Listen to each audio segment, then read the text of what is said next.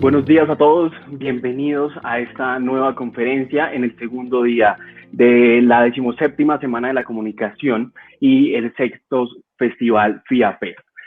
En la mañana de hoy tendremos esta espectacular conferencia a la cual le dimos el nombre de ¿cuáles serán los desafíos de los medios de comunicación tras el COVID-19?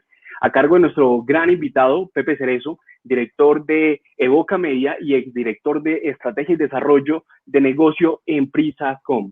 Además de él, tendremos como moderador a Juan Camilo Hernández, que es nuestro director de programa. Buenos días para todos y muchas gracias por su conexión. Nicolás, muy buenos días a todas las personas que en este momento están conectadas a través de nuestra plataforma principal del evento. Igualmente, un saludo cordial a todos quienes se van conectando poco a poco a través de las redes sociales de YouTube y de Facebook Live de la Universidad de La Sabana y de la Facultad de Comunicación.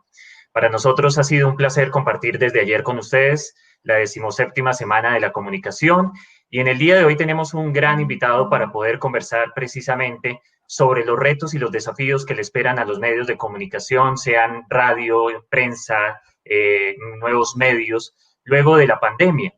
Pero antes de eso quisiera mencionar lo siguiente, y es que nuestro invitado Pepe Cerezo ha tenido la deferencia con nosotros de donar algunos de sus libros, de su producción intelectual, y al respecto de eso quisiera mencionar lo siguiente.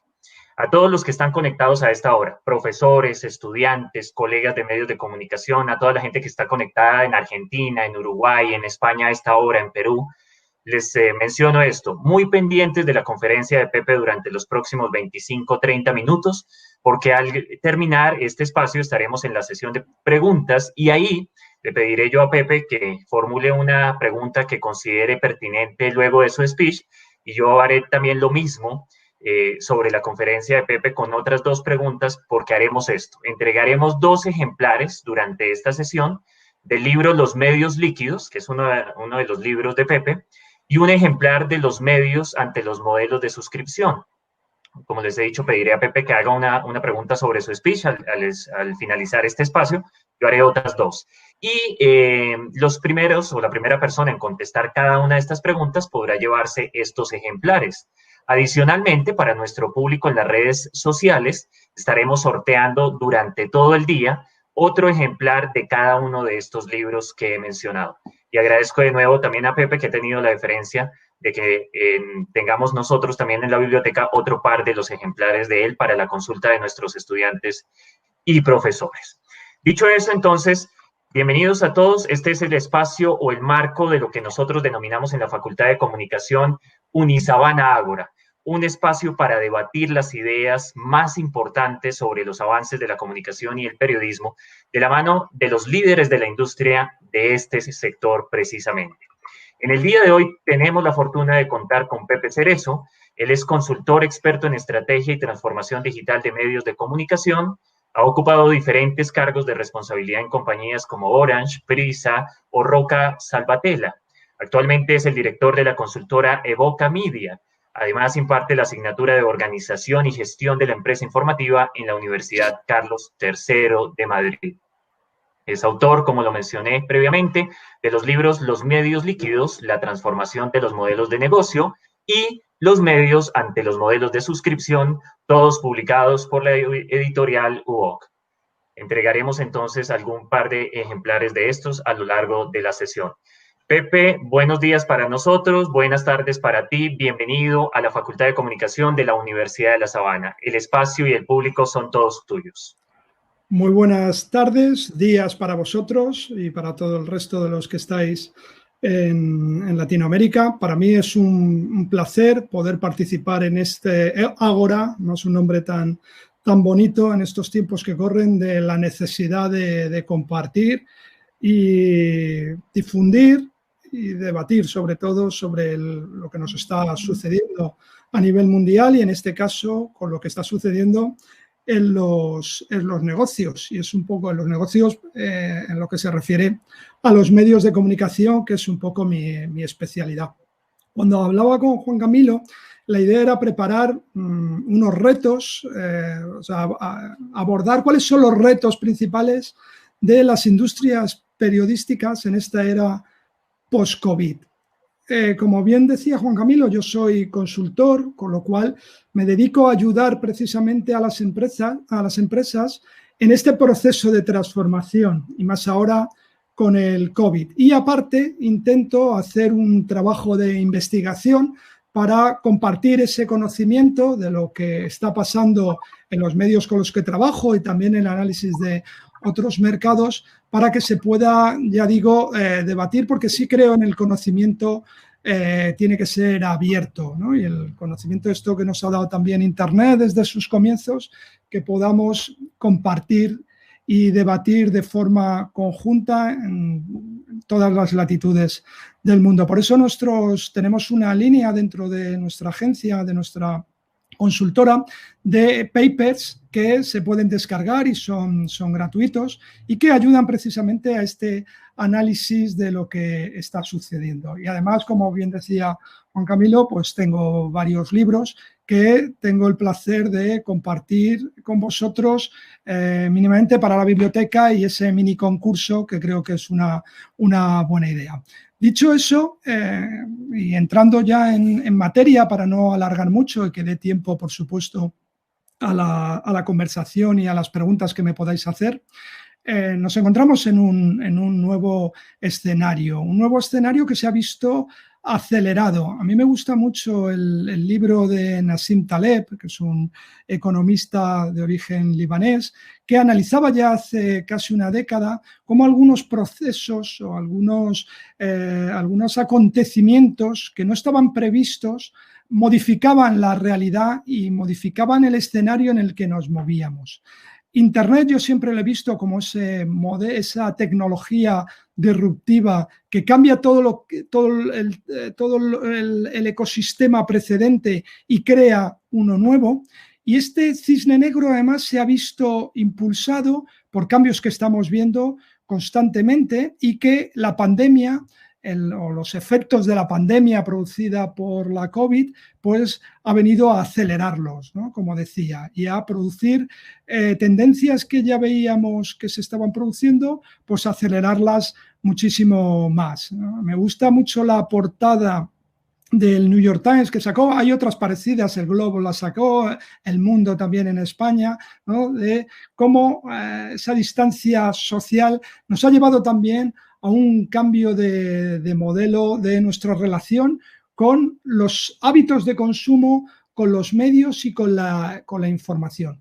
Algunos de estos cambios pueden ser coyunturales, pueden depender de lo que dure esta parte de confinamiento en los diferentes sitios del mundo. En Europa, como sabéis, se está viendo una nueva oleada con situaciones. En España ya hemos pasado el millón de infectados, con lo cual puede durar mucho y puede haber algunos de estos hábitos que se consoliden y otros que puedan pasar, como ha pasado también en otras épocas. Pero analizando lo que nos está sucediendo a día de hoy, para intentar sacar algunas claves de lo que pudiera pasar a futuro, ¿no? Pues hay algunos cambios interesantes. Uno es el auge del video streaming. Utilizamos cada vez más contenido de vídeo. Ha pasado con el mundo de las series, esto ha beneficiado mucho a las denominadas OTT, ¿no? Over the Top, esas plataformas como Netflix, HBO, Hulu, Disney, etcétera, que emiten sus contenidos en streaming. Pero no solo en ellas, sino también incluso en medios de comunicación, todo lo que tiene que ver con el streaming ha sufrido un gran incremento. Desde el punto de vista de lo que nos ocupa, que son en la prensa escrita, el auge de las noticias, y yo creo que esto es una buena, valga la redundancia, una buena noticia, ¿no? El auge de que los usuarios vuelvan a referenciar a los medios de comunicación, a las cabeceras, ya sea tradicionales o puras nativas digitales, pero con referencia periodística como fuentes prioritarias de información.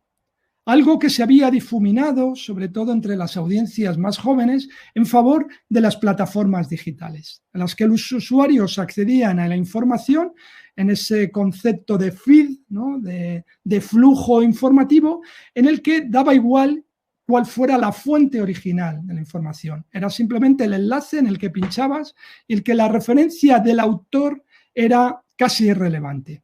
Creo que eso ha cambiado y que el auge también de las fake news, de todo lo que tiene que ver con lo que denominamos como desinformación, ha llevado a que una parte, y claro, cuando hablamos de tendencias es una parte, no es el 100%, y la desinformación y las fake news existen y hay todavía usuarios que no saben diferenciarlo y acceden a las redes tradicionales, a las plataformas digitales sin diferenciación de cuáles son las cabeceras, pero sí hay una parte importante de usuarios que quieren estar informados a través de las fuentes primigenias de lo que llamábamos el periodismo, ¿no? Y además el periodismo local, esa información de proximidad también ha ganado fuerza.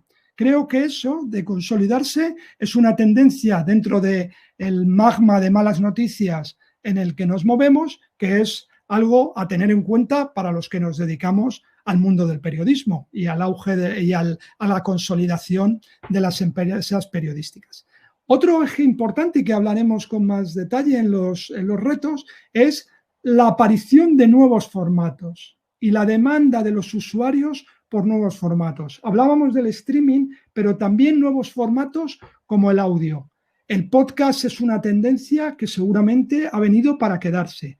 A mí me gusta más que el podcast hablar del audio, porque es una visión mucho más amplia que el formato concreto del podcast. Pero evidentemente el podcast es un formato que se está consolidando y que tiene muchísimas vías de desarrollo. Está todavía por desarrollar un modelo de negocio asociado, pero como capacidad para contar historias, el audio vinculado a las noticias hemos visto que es muy potente. Veremos otros como es los boletines de noticias o otros formatos vinculados a las gráficas, a todo lo que tiene que ver con la infografía, a contar historias a través de los datos, que también tiene auge. Y otro dato interesante, perdón por la errata, es que, y esto se consolida en todos los países del mundo también y con todos los medios que yo estoy trabajando, es la mejora de las métricas cualitativas, es decir, las métricas vinculadas al engagement,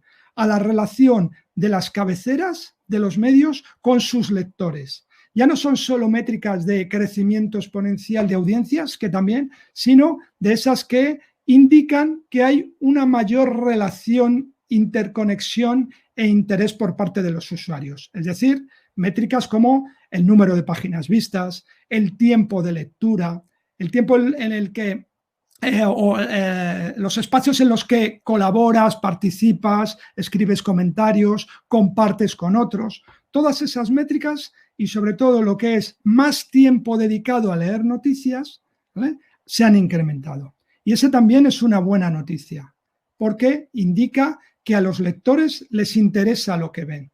Ya no se trata solo de algo tan pernicioso como hemos vivido durante mucho tiempo, que era eso que se denomina el clickbait, ¿no? Hacer titulares un tanto engañosos para que el usuario clique, cuenta como una impresión publicitaria, pero el usuario rebota y se va a otro sitio porque no le interesaba. Cuenta como un usuario en las métricas, pero no había una relación directa porque el usuario no leía la noticia. Y en definitiva, este es un negocio, este es un oficio que lo que tenemos que hacer es que el usuario se involucre, que forme parte de esa comunidad con nuestras cabeceras.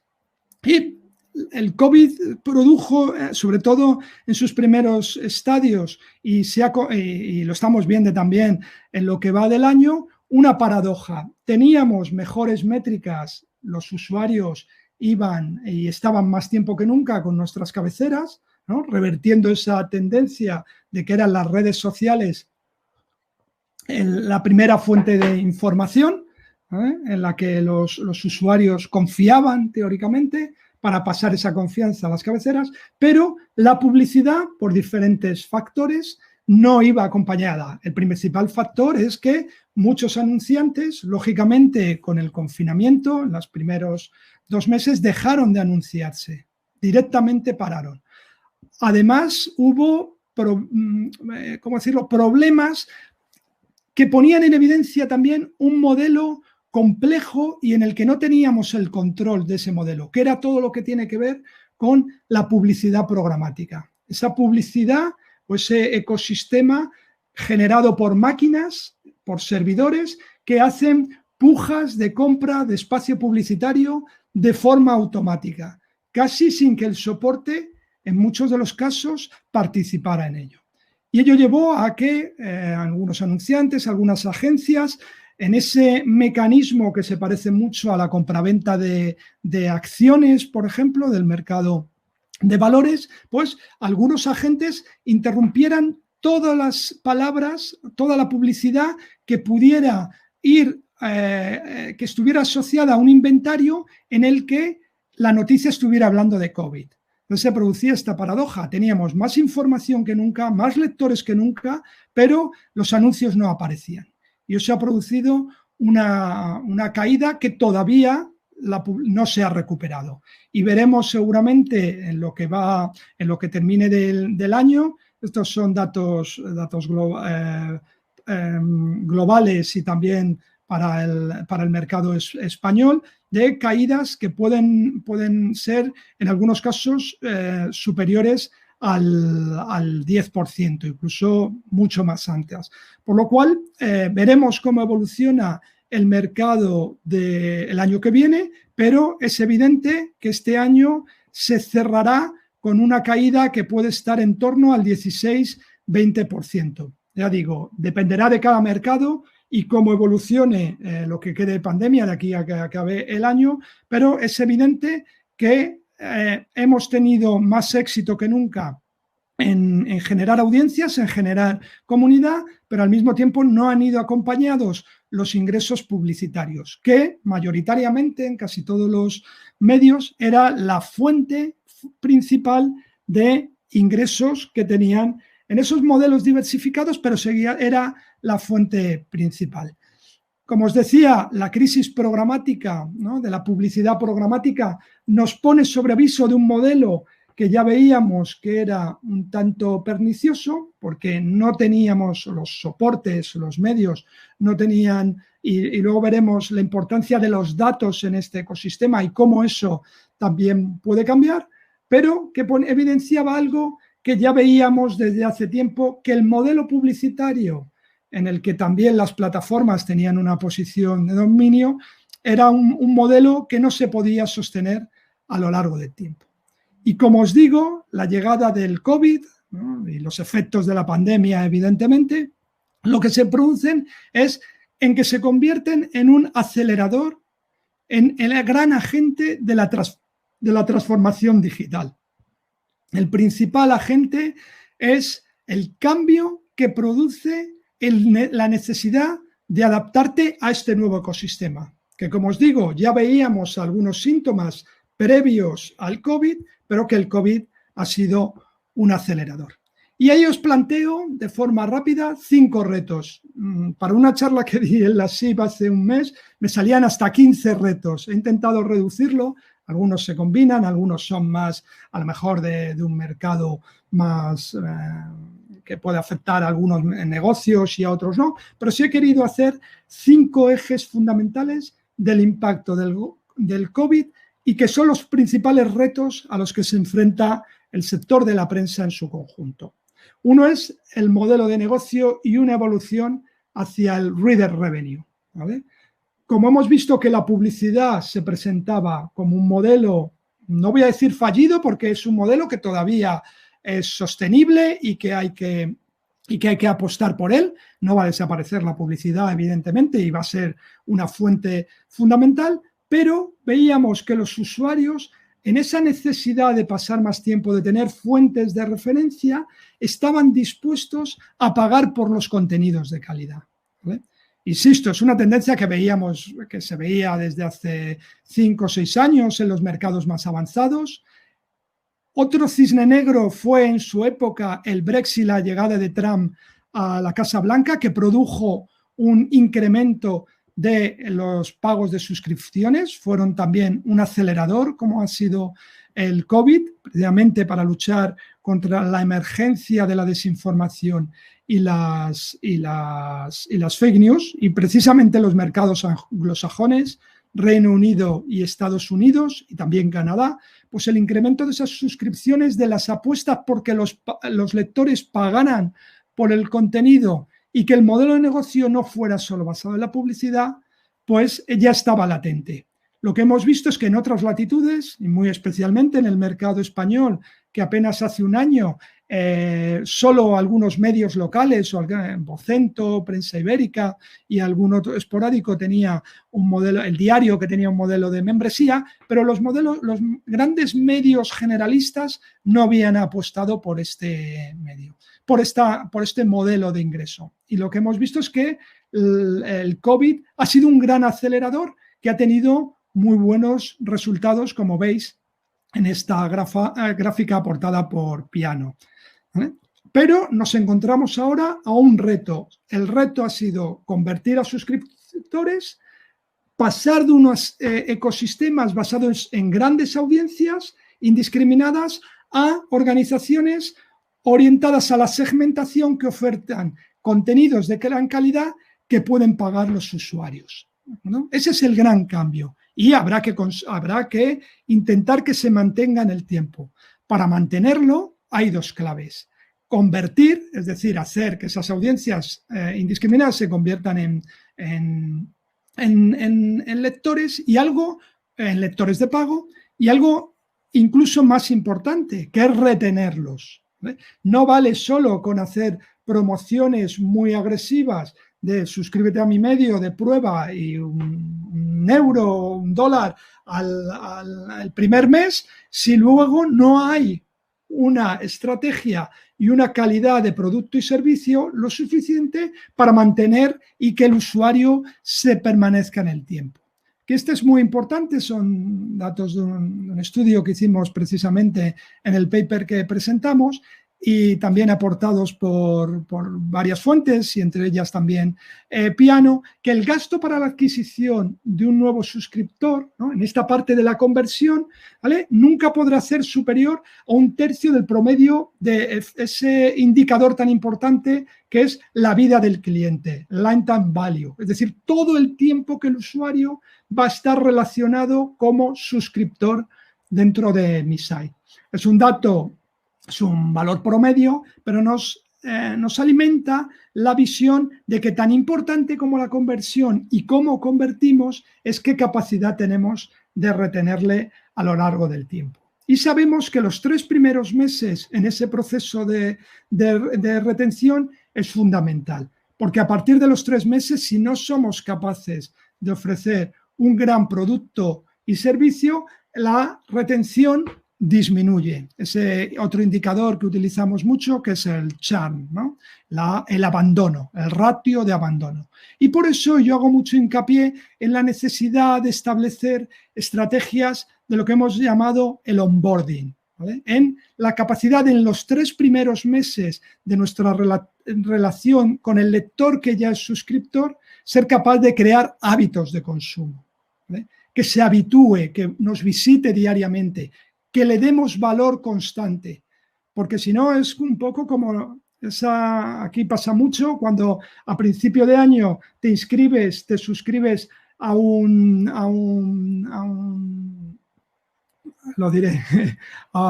gimnasio, ¿no?, porque has comido mucho durante las Navidades, vas el primer día y luego dejas de ir, ¿no? Si no creas ese hábito de mantenimiento, pues abandonas la suscripción. Pues algo, salvando las diferencias, por supuesto, tenemos que conseguir crear un hábito a partir de un contenido de valor para nuestros usuarios. Y iniciativas también de que cuando vaya decayendo ese hábito de consumo podamos hacer que volverlo a recuperar. Recirculación de contenidos, dándoles nuevos productos y preguntándoles muchas veces, ¿no?, sabiendo qué es lo que hace que le dé valor la suscripción a nuestro medio. Y aquí os dejo algunos ejemplos. Creo que el Wall Street Journal es uno de los ejemplos más interesantes de ese proceso, ¿vale?, que es muy importante. Las cosas suceden o tenemos que establecer procesos para que funcionen. No pasan por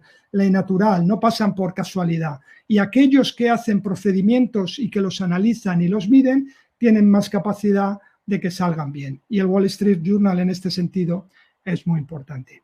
Yendo un poquito y avanzando para que nos dé tiempo a las preguntas, como os decía, el segundo aspecto fundamental y al reto que se enfrentan, sobre todo las organizaciones que tenían lo que llamamos legacy, ¿no?, esas organizaciones que provienen del papel y que han evolucionado para tener presencia digital, es esa necesidad de tener el foco en el digital first, ¿no? Aquí os pongo dos ejemplos fundamentales. Lógicamente, y siempre decimos, el New York Times, no todo el mundo puede ser el New York Times, pero el New York Times siempre nos da clave, o el New York Times, Financial Times, El País en España, El Tiempo en Colombia, etcétera. Hay algunos medios de referencia que, aunque nosotros seamos pequeñitos y tengamos otros mercados, otras necesidades, otros condicionantes, sí nos sirven, ¿no?, como North Star, como estrella del norte, para ir siguiendo y que nos permita dar claves de lo que está sucediendo.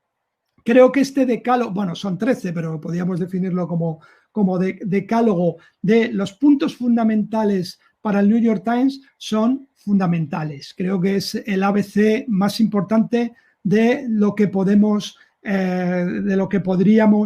dejar hoy como gran enseñanza, ¿no? Y una de las cosas fundamentales es que el New York Times tiene claro que es un servicio de suscripción, ¿vale?, y que el papel ya no puede ser su prioridad. El papel, evidentemente, dará dinero y será un formato que tendrá la vida que sea. Creo que no tiene mucho sentido discutir si va a ser 1 año, 2 años, 3, 10. Bueno, lo que está claro es que va decayendo en todos los mercados, tanto en circulación como en publicidad, y que como modelo de negocio llegará a un punto en que el digital le sobrepase indiscutiblemente. Ya la ha sobrepasado como canal de audiencia, como canal de relación, ¿vale?, en un momento dado, y en algunos mercados ya incluso como modelo de negocio, pero todavía en otros mercados el papel es una fuente importante de ingresos. Pero de mantener el ecosistema como está, irá cayendo, aún más con el COVID. En España se han cerrado muchísimos puntos de venta. Y eso es así. Al cerrar puntos de venta es más difícil que los usuarios accedan a comprar el papel.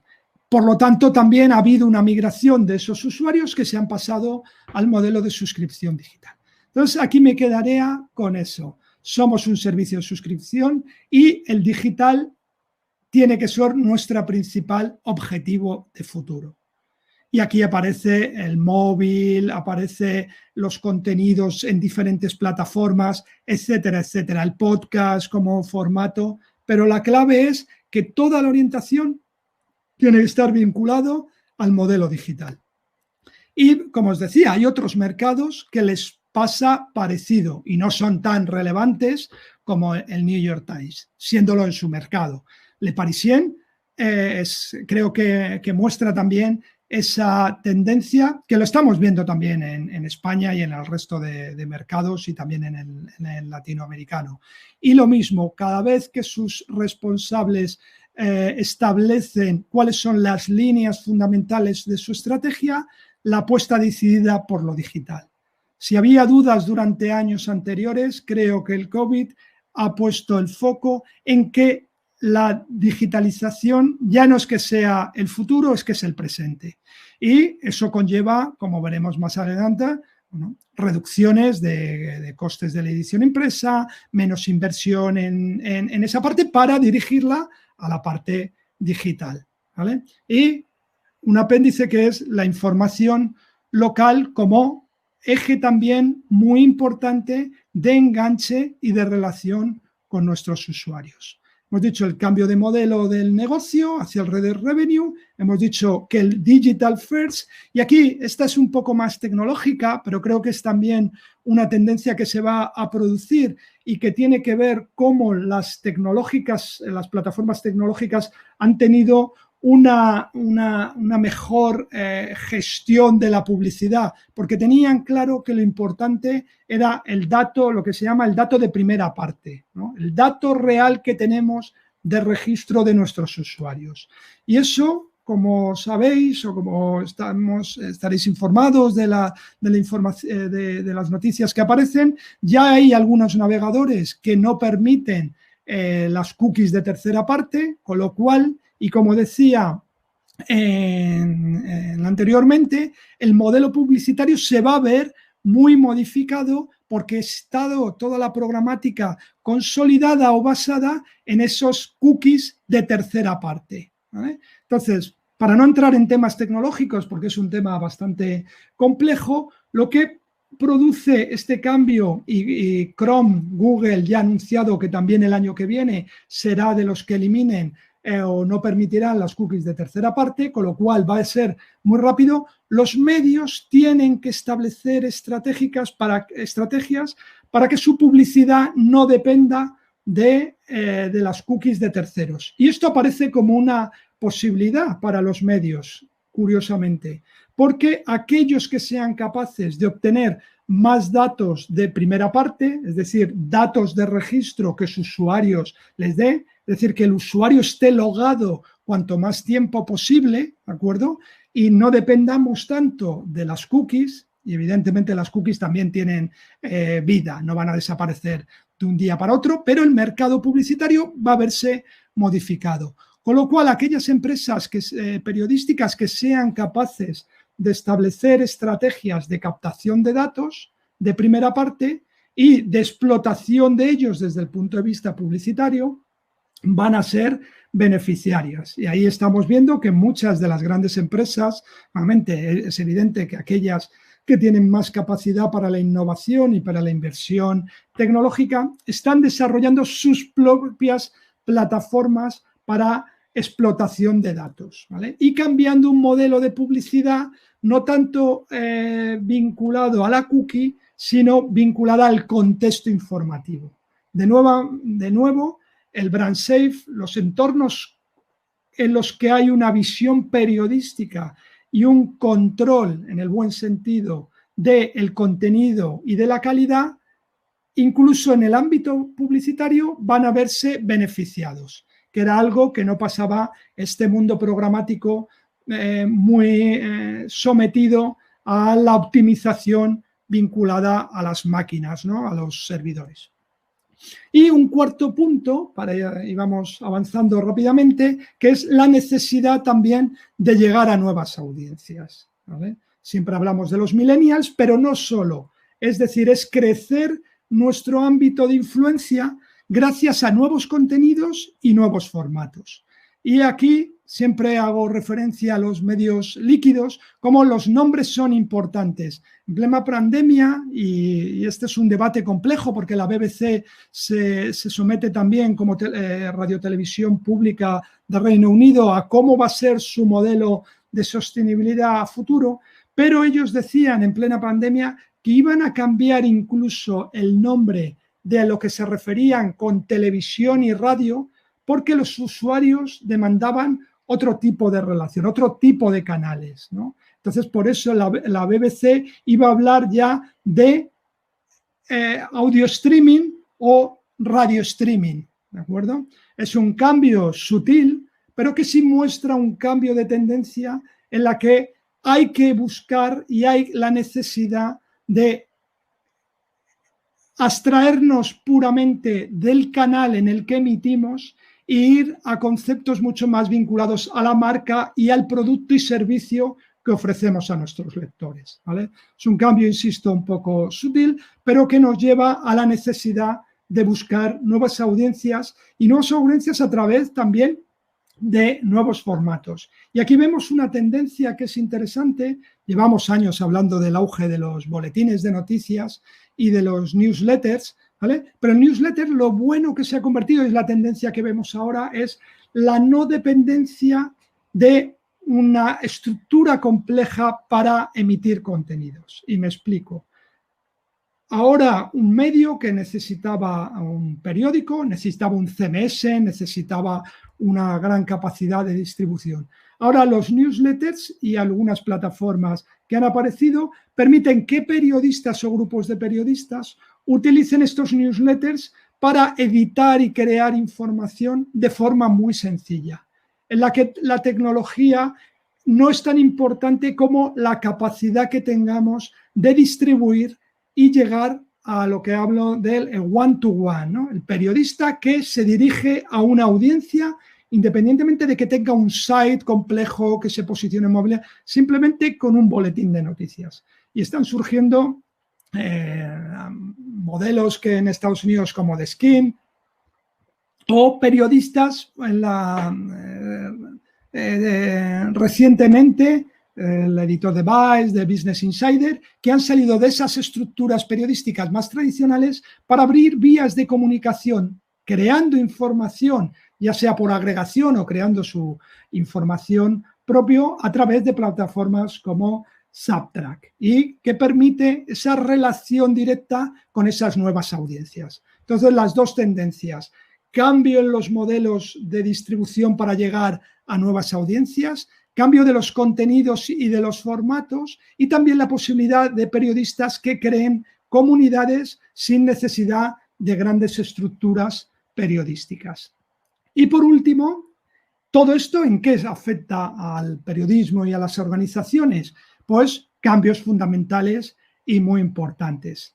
Estos son datos del Reino Unido que me interesa visualizar cómo ha ido evolucionando la dependencia, y que nos sirve de resumen de todo lo que hemos visto hasta ahora, del cambio de la dependencia de la publicidad digital o de la publicidad gráfica. En el 2017 el promedio en los medios británicos representaba el 58% de todos los ingresos, ¿vale? En el 2020 ya cae hasta el 42%.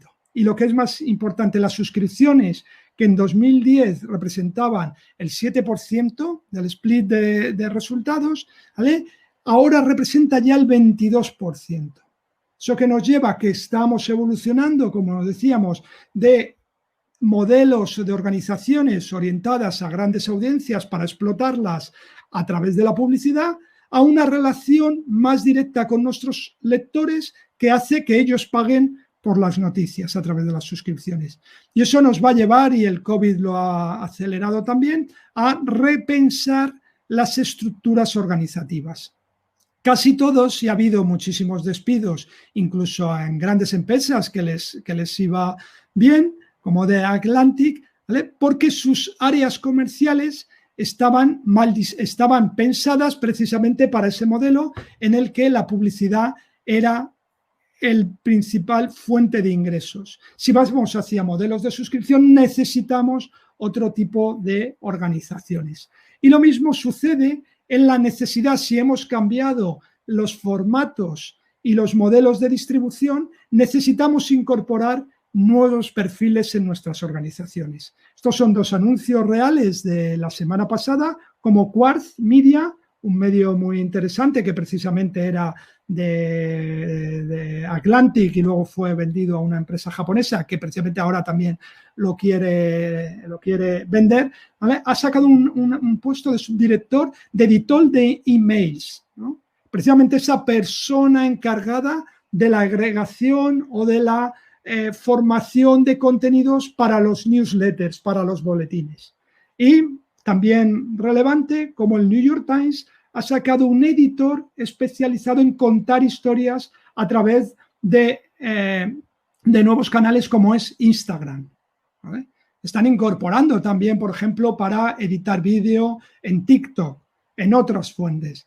Además, estamos incorporando nuevos perfiles, expertos en Big Data, expertos también en crear noticias o contar las noticias a partir de datos, pero contarlas en infografías. Aquí ha funcionado muy bien y creo que ha sido imitado, copiado o inspirador de otros, el boletín de noticias de Kiko Llaneras, ¿vale?, un periodista del País, que ha creado un boletín solo para analizar los datos de cómo iba evolucionando la pandemia y de contar a partir de los datos historias de interés sobre la evolución del COVID. Son cosas que se hacían evidentemente en formatos en el periodismo tradicional, las infografías, pero que el mundo digital nos aproxima a muchísimas más capacidades. Más capacidades porque podemos trabajar con muchísimas más fuentes de datos y además nos permite la interacción, la crear relación nuevamente con los usuarios. Y para ir terminando, la gran pregunta es, ¿y en el 2021 cuáles son los retos de futuro cuando demos respuesta a los que ya están en marcha? Pues es imprevisible porque estamos en grandes incertidumbres.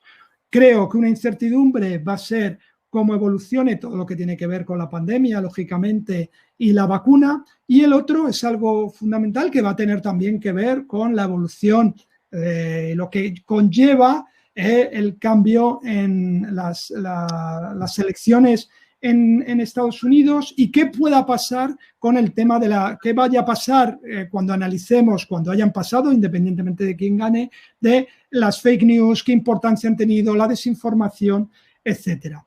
Con lo cual creo que nos espera, y ya termino, muchos retos, ¿vale? Muchas incertidumbres, pero quiero mantener un mensaje de optimismo, porque también hay muchas oportunidades, porque nunca hemos tenido tantas capacidades para estar informados, para hacer periodismo de calidad, y si el modelo de negocio acompaña, creo que hay muchas organizaciones que tienen capacidad de sobrevivir.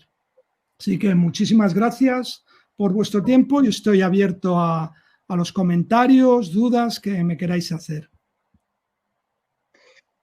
Perfecto. Pepe, muchas gracias. Creo que ahí ya estamos en línea otra vez, ¿no? Los dos. Sí, bueno, Pepe, de verdad, gracias por esta intervención. Nos has dado muchísimas luces, tanto a los periodistas en ejercicio que estamos hoy aquí reunidos, a los profesores que impartimos periodismo y otros ámbitos de la comunicación y sobre todo a nuestros estudiantes.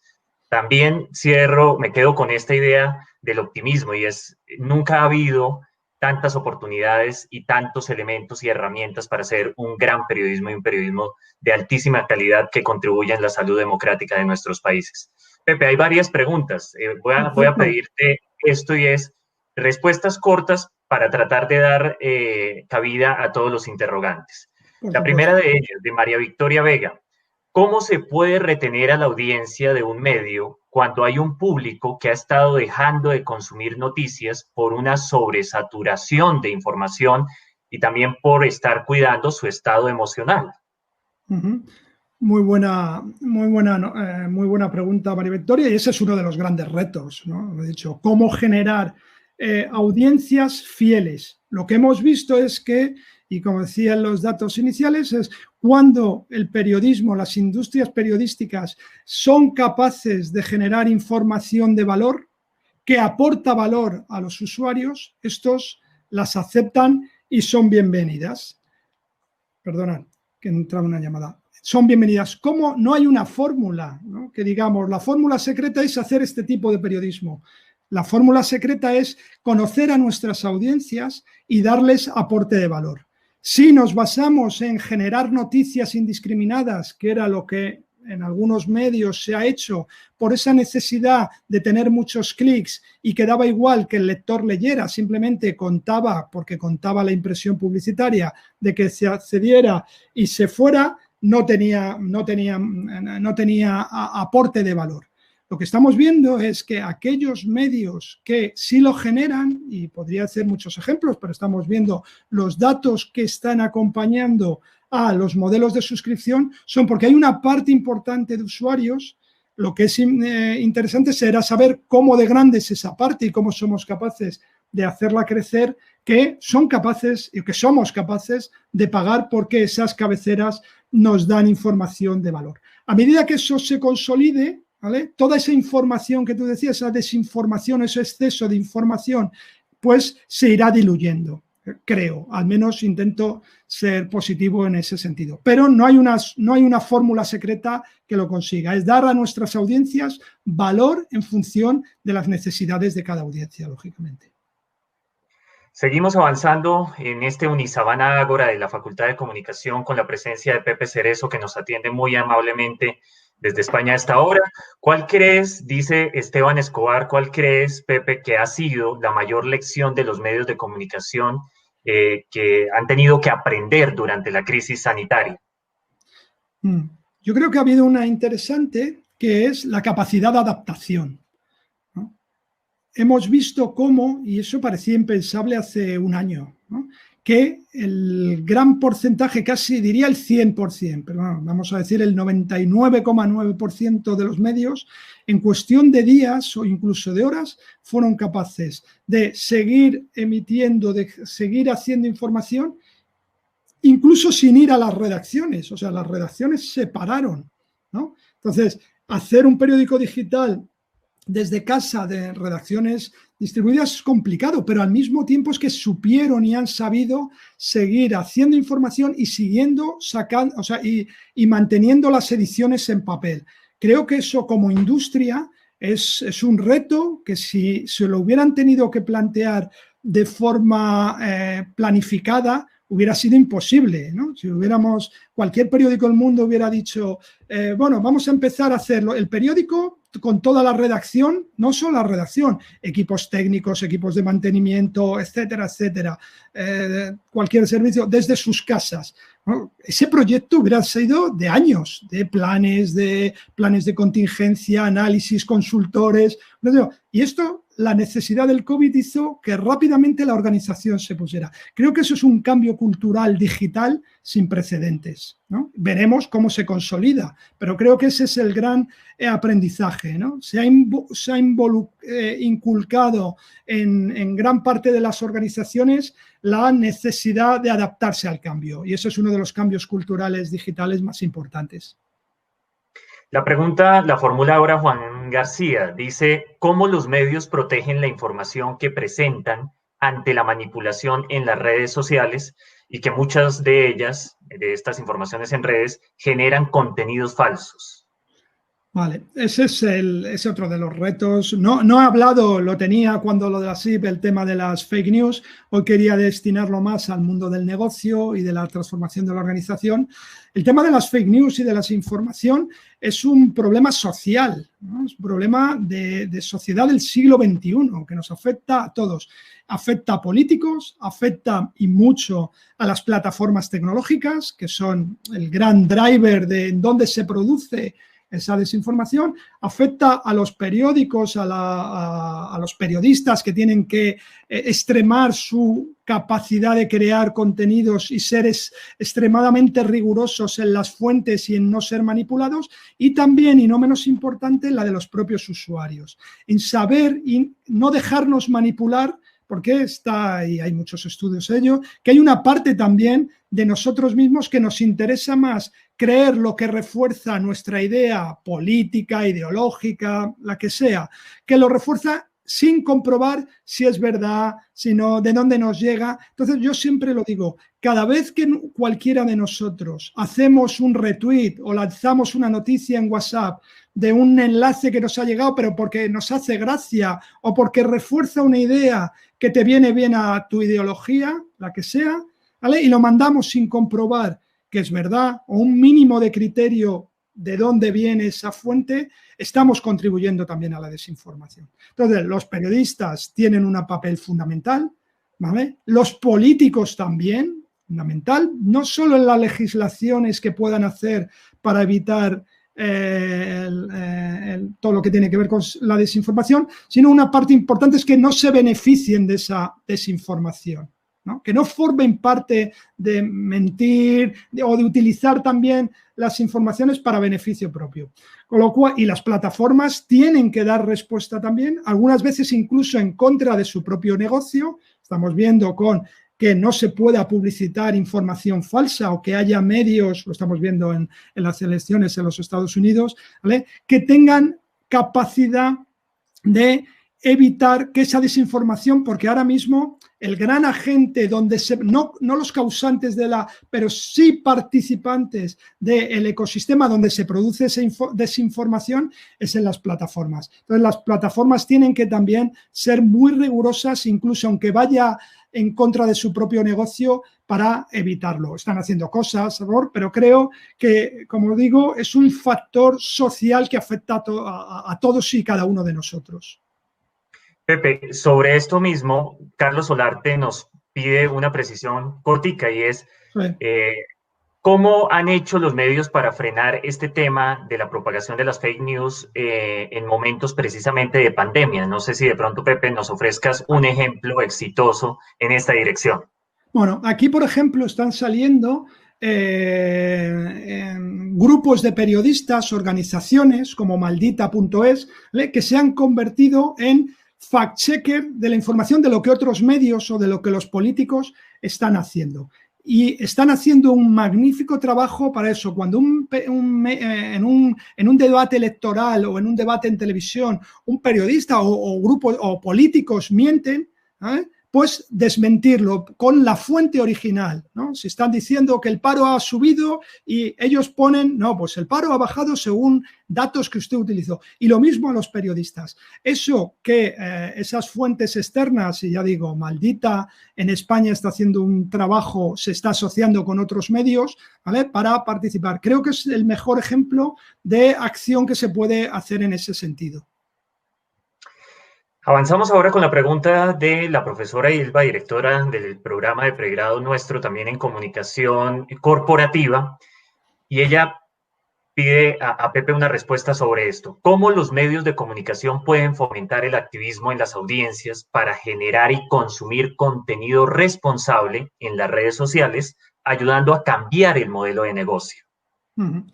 Vale, aquí habría dos. Habría una que podríamos decir ayudando educando a sus audiencias, y eso sería lo teórico y estaría muy bien. Yo creo que los medios, su papel es ser lo más riguroso posible en la información que ellos emiten. Si ellos emiten, y ahí ha habido un papel también que tenemos que hacer un poquito de autocrítica a nivel general, porque pasa en casi todos los mercados, es que se ha confundido la opinión o el interés del propio negocio con el interés de la realidad informativa. Y ha pasado independientemente de la ideología, independientemente del canal, del papel, de la radio, televisión. Entonces, cuanto más rigurosos sean los periódicos y establezcan procesos, ya sea internos o, como digo, a través de compañías o de organizaciones como Maldita o otras de fact-checker que aparecen a nivel internacional,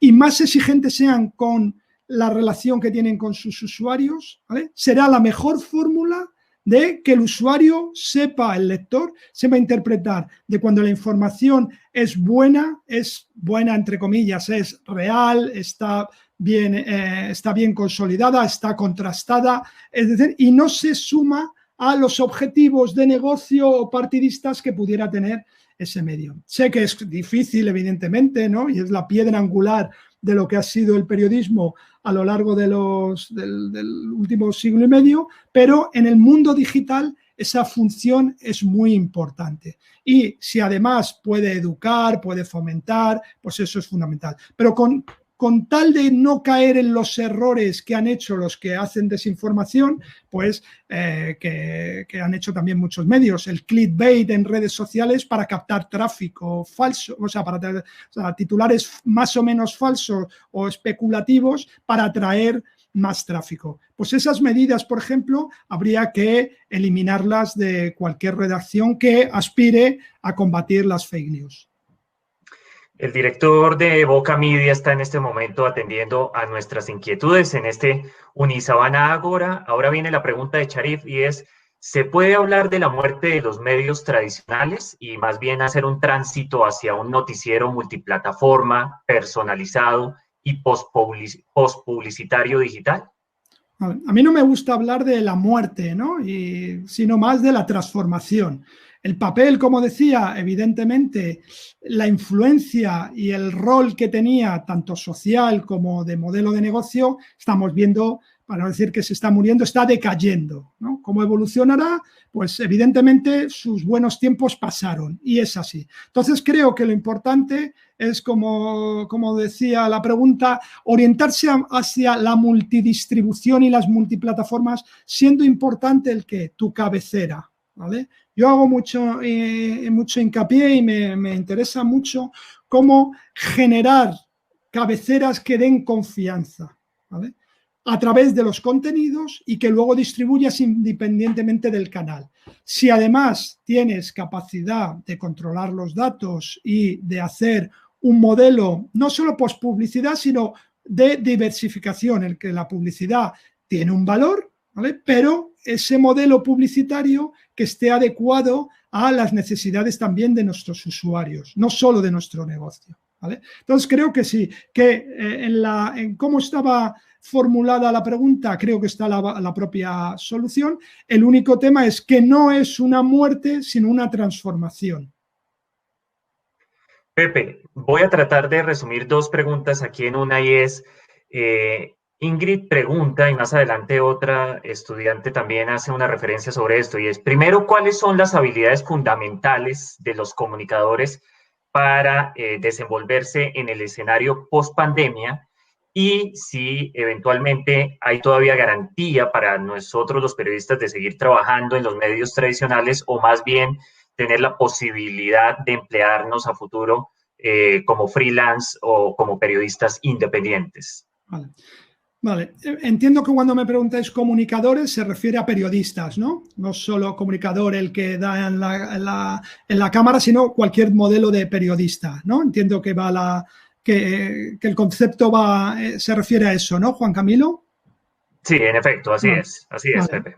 Bueno, son muchas las funciones y es una combinación compleja, por decirlo, porque por una parte los periodistas se va a requerir los valores generalistas de un periodista, es decir, que sepa escribir muy bien, que sepa comunicar, que sepa contar, etcétera, ¿no? Que sea riguroso en las fuentes, o sea, un valor más generalista, más transversal, y al mismo tiempo también hay una demanda de especialización, ¿vale?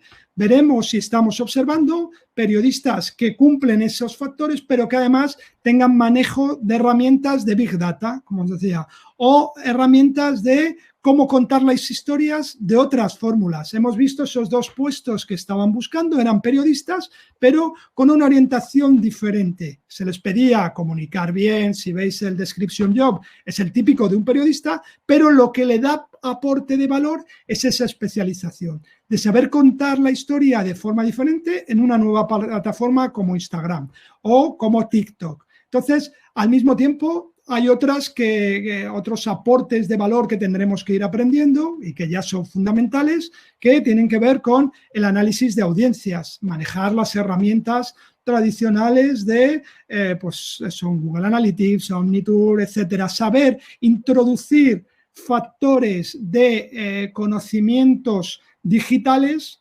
en los skills habituales que antes no eran propios de la profesión. Entonces, es una combinación de cuanto mejor periodista seas, y ahí yo siempre la recomendación, escribir bien y leer, ¿vale?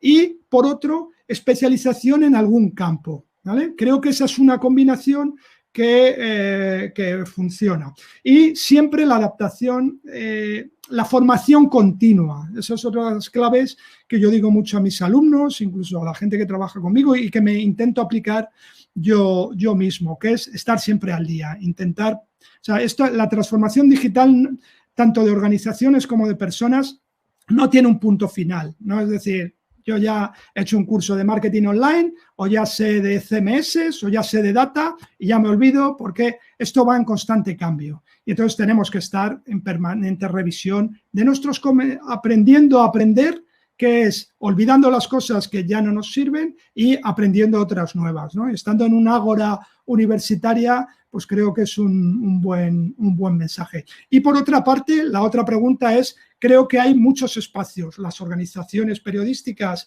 de calado van a existir y son entornos muy enriquecedores porque se trabaja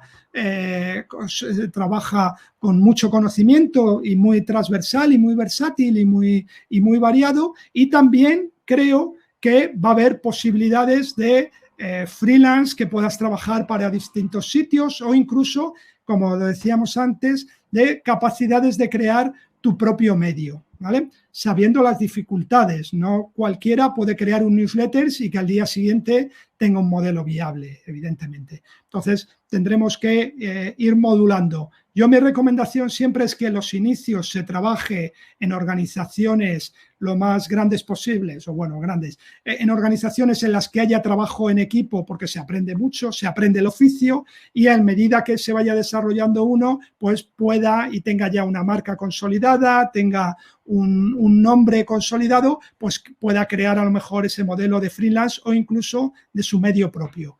Y esa sería un poco la recomendación que se puede hacer. Pepe, ha sido muy generoso en sus respuestas, pero sobre todo en sus recomendaciones. Voy a solamente permitirme leer 2 aportes que también son válidos en estos espacios. Laura Agudelo dice, creo que los medios de comunicación están dejando de ser creativos a la hora de generar contenidos y esto me deja ver que estamos perdiendo algo fundamental a la hora de contar historias y es transmitir información y divulgarla. Laura, gracias. También veo que María Victoria dice, durante el debate presidencial de Estados Unidos, NBC hizo una excelente labor en el fact-checking a medida que iban haciendo declaraciones los candidatos. Ofrezco disculpas porque tenemos tantas preguntas aquí en el chat que no vamos a poderlas atender por también respeto a la siguiente conferencia que viene a continuación y por el tiempo de Pepe, pero cerraría con este ejercicio que habíamos prometido y era la entrega de tus textos. Entonces, Pepe, te voy a pedir que pienses en una pregunta sobre tu speech que podamos hacer para que la gente conteste y la primera persona en responder aquí a través del chat, pues sería quien se lleve ese ejemplar. Yo voy a hacer la primera pregunta, ya la tengo aquí lista, de hecho la voy a compartir por el chat en este momento. Denme un segundo para que veamos quién se lleva ese primer libro. Que en este caso yo creo que es uno de los ejemplares de medios líquidos si todos están de acuerdo. Entonces, aquí está la primera pregunta. Vamos a ver quién la responde. Pepe señaló que tras la pandemia los usuarios demandan nuevos formatos respecto a los contenidos. ¿Cuál fue el primero que él mencionó? ¿Cuál fue el primero de los formatos que él mencionó y del que dijo está, abro comillas, en consolidación para contar noticias e historias? Y ahí veo, Gabriela Amaya dice medios líquidos, Mónica dice streamings y Mariana Galán dice audio y podcast.